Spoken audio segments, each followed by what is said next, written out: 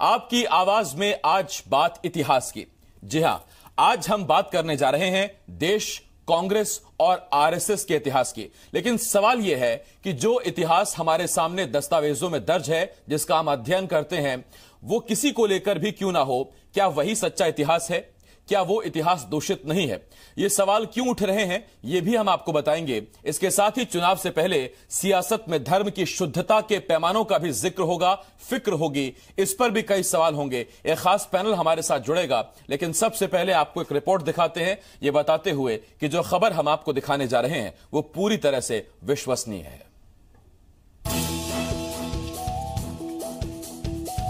देश में लोकसभा चुनाव के ऐलान के साथ ही सियासी गर्मी हर रिकॉर्ड तोड़ रही है।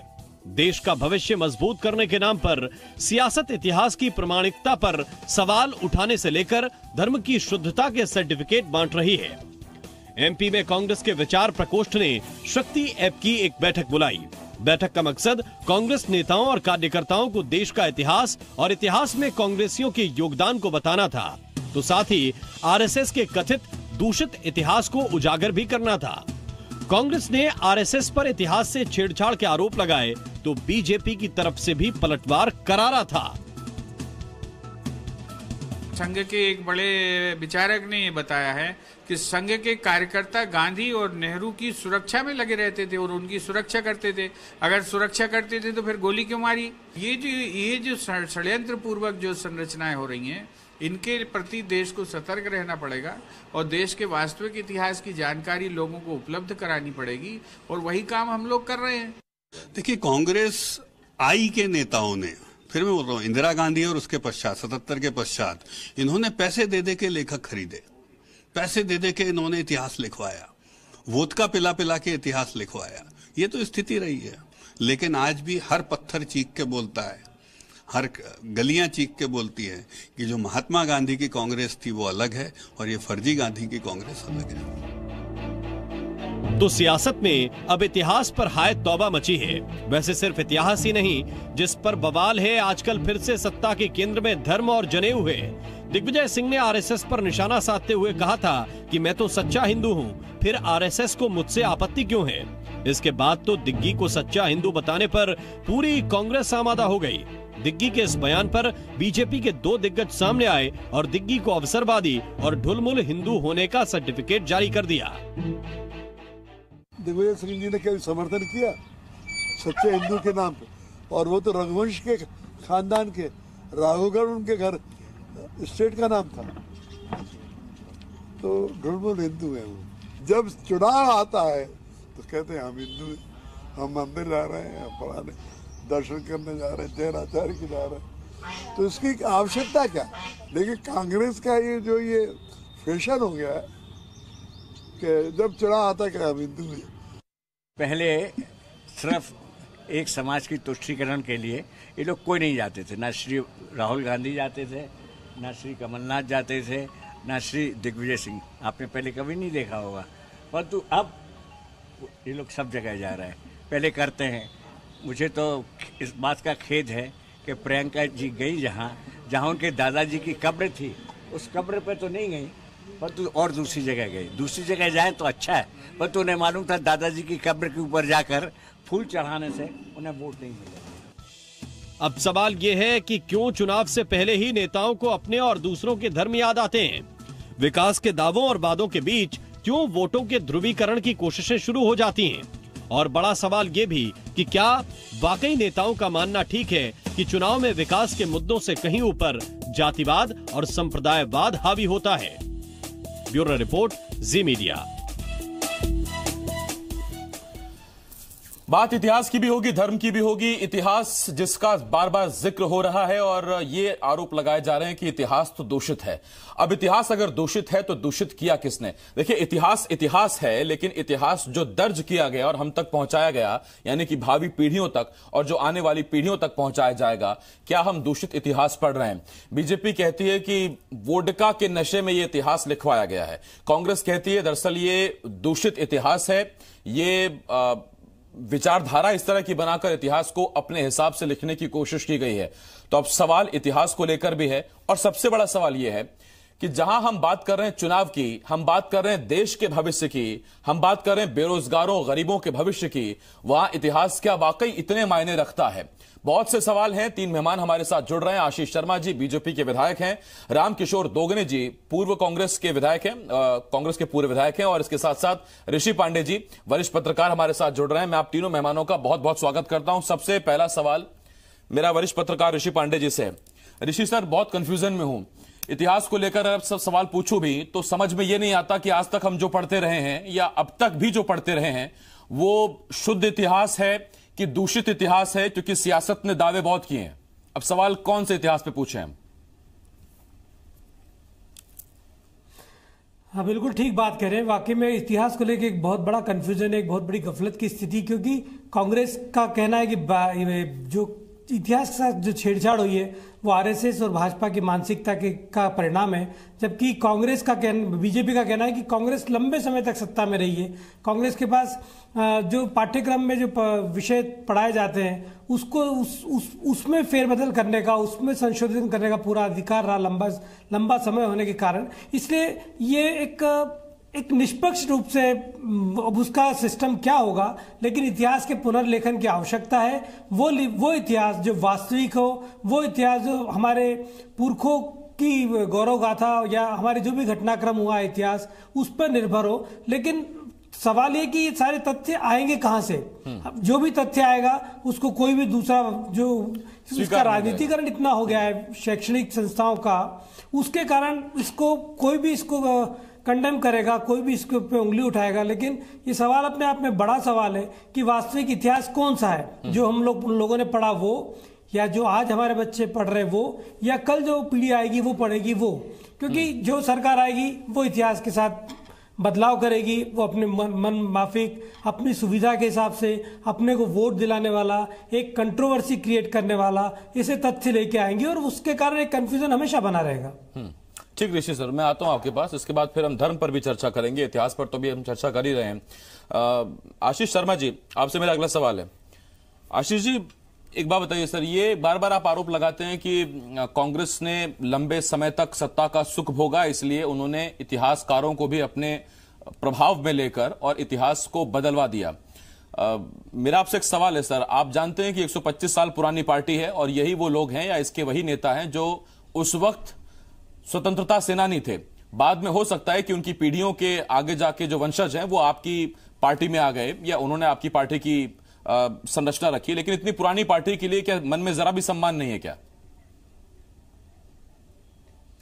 प्रश्न सम्मान का नहीं है। महात्मा गांधी जी ने कहा था कि जिस कांग्रेस ने देश की आजादी की लड़ाई लड़ी उसको बनाने का कारण अब समाप्त हो गया। इसलिए उनको पता था कि आने वाले समय में कांग्रेस की इस ऐतिहासिक विरासत का लाभ चंद लोग अपने राजनीतिक स्वार्थ के लिए लेंगे।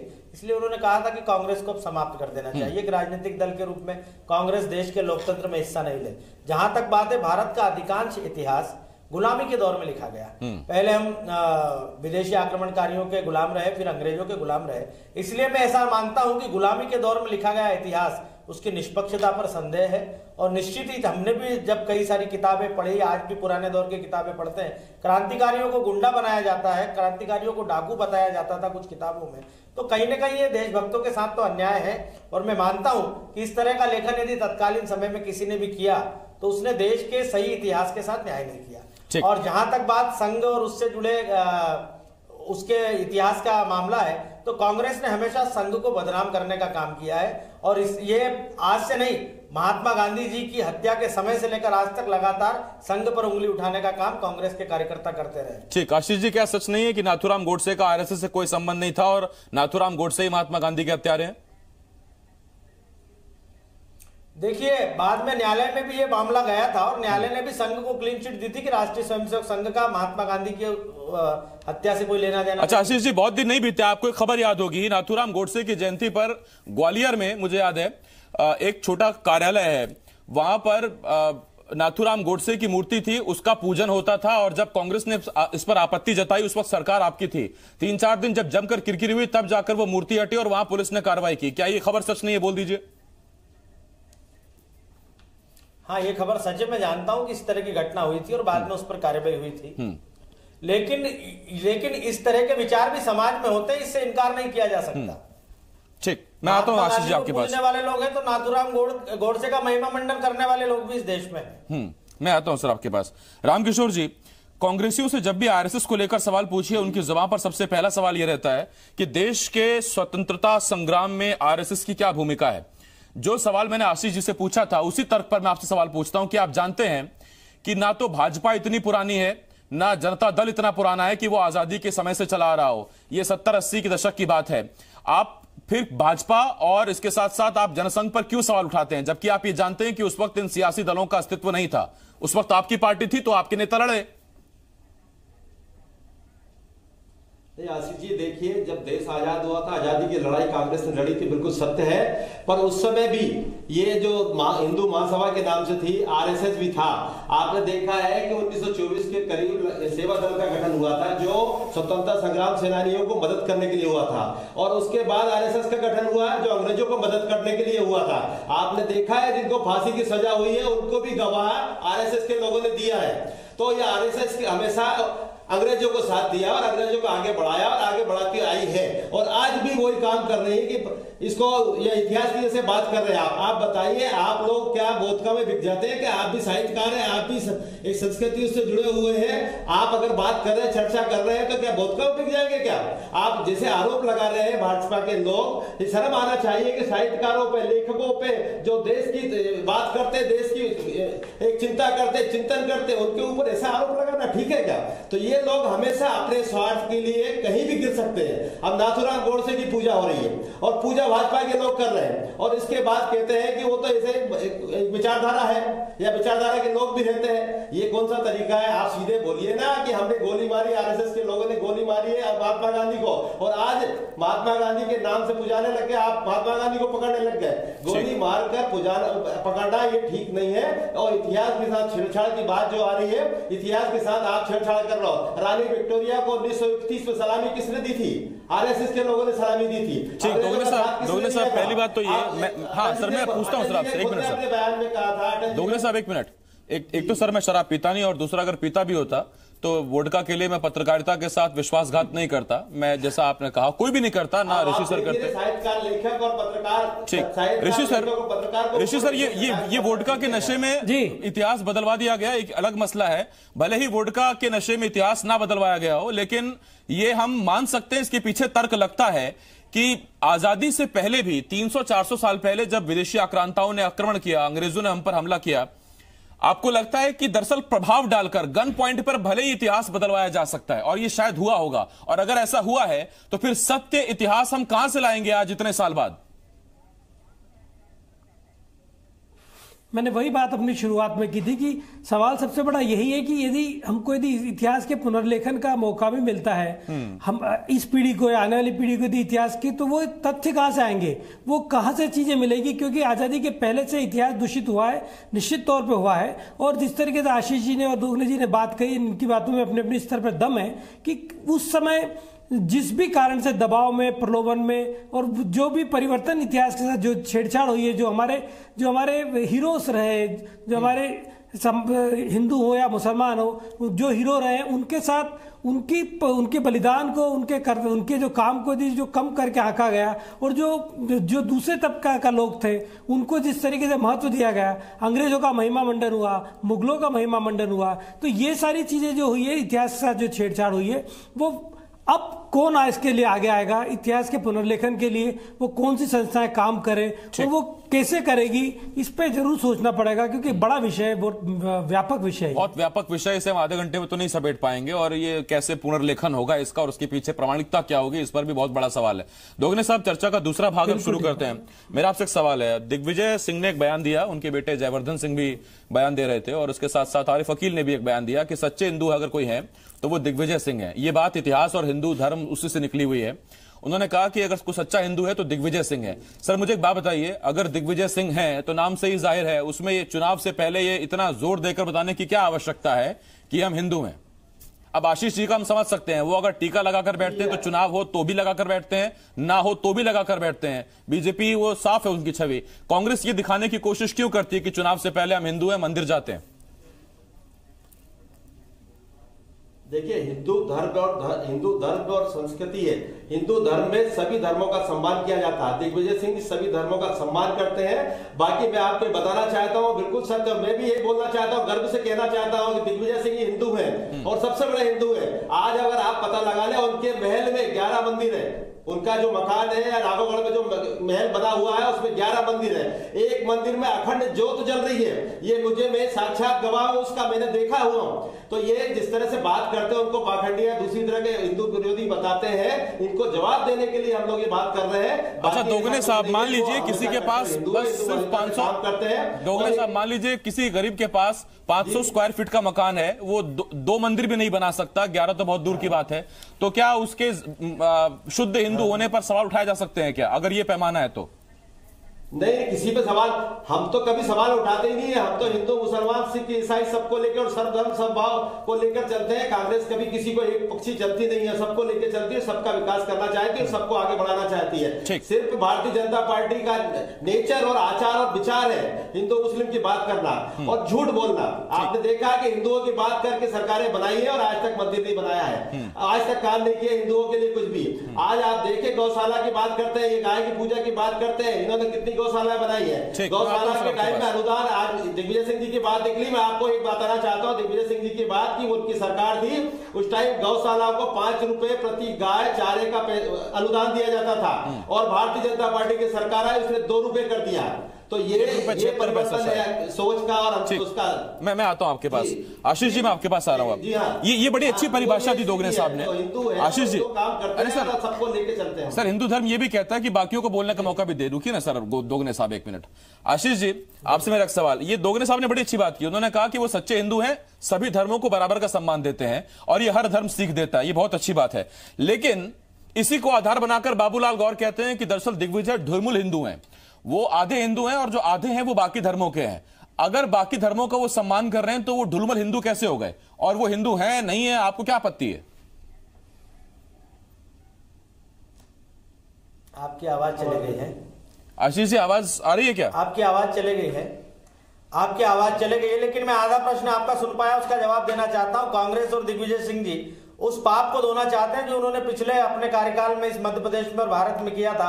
भगवा आतंकवाद, हिंदू आतंकवाद जैसे शब्द गढ़े गए थे, संत महात्माओं को, कार्यकर्ताओं को जेलों में ठूसा गया था, और जब न्यायालय के निर्णय आए और ये सब लोग कोर्ट से मामलों में बरी हुए और पूरी दुनिया ने देखा कि जिस भगवा आतंकवाद और हिंदू आतंकवाद शब्द को गढ़ के और कई निर्दोष लोगों को विभिन्न ब्लास्ट के केसों में फंसाया गया था, तो आज जब दिग्विजय सिंह जी इस भोपाल की धरती से चुनाव लड़ रहे हैं, कांग्रेस को आज लगने लगा है कि कहीं ना कहीं हिंदू वोट बैंक उसके हाथ से इन कारणों से चले गया क्योंकि उसने हिंदू को आतंकवाद शब्द से परिभाषित करने का काम किया, भगवा आतंकवाद शब्द इस देश को दिया, इसलिए अब वो अपने आप को सच्चा हिंदू दिखाना चाहते हैं। इसीलिए प्रियंका गांधी उस गंगा की लहरों में नाव में घूम रही जहां कभी वो स्नान करने के लिए नहीं गई, उन मंदिरों में जा रही जहां कभी नहीं गए। कांग्रेस के नेता वो सब दिखाने का प्रयास कर रहे हैं कि हम हिंदू हैं, हम हिंदू हैं। यदि आप हिंदू हैं तो आपको आज चुनाव के समय ये दिखाने की आवश्यकता क्यों पड़ रही है? ये कांग्रेस के नेता से आज हिंदू समाज भी पूछना चाहता है और इस देश का जागरूक नागरिक भी पूछना चाहता है कि क्या कारण है अपने आप को आज आपको हिंदू सिद्ध करना पड़ रहा है। ठीक,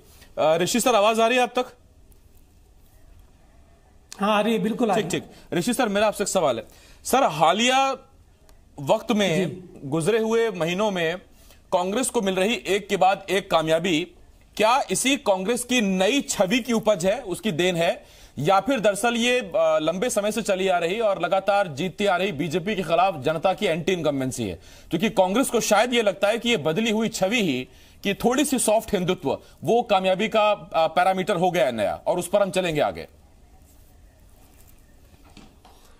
आसिफ जी, गुजरात इलेक्शन के समय से मैं देख रहा हूं कांग्रेस का टेम्पल रन एकदम से बढ़ा है, और राहुल गांधी हो या कांग्रेस के मध्य प्रदेश के मुख्यमंत्री कमलनाथ जी हो, दिग्विजय सिंह जी हो, काफी मतलब मैं इनके किसी की धार्मिक आस्थाओं पे सवाल नहीं उठा रहा हूं, हर व्यक्ति स्वतंत्र है अपनी धार्मिक आस्थाओं को लेकर, पर दिग्विजय सिंह जी को जितना मैं पर्सनली जानता हूं, दिग्विजय सिंह जैसा दोगने जी कह रहे हैं, निश्चित तौर पर वो एक हिंदू धर्म में विश्वास रखने वाले शख्स हैं और इसका प्रमाण उन्होंने पिछले दिनों दिया। 6 महीने लगातार नर्मदा परिक्रमा की है और करीब 3400 किलोमीटर पैदल चल के 6 महीने तक चलना कोई आसान काम नहीं है। बीजेपी में एक ही नेता हुए प्रहलाद पटेल जो इसको पूरा कर पाए हैं, क्योंकि नर्मदा परिक्रमा का जो वो मार्ग है वो बड़ा दुष्कर है, वहां चलना बड़ा मुश्किल है।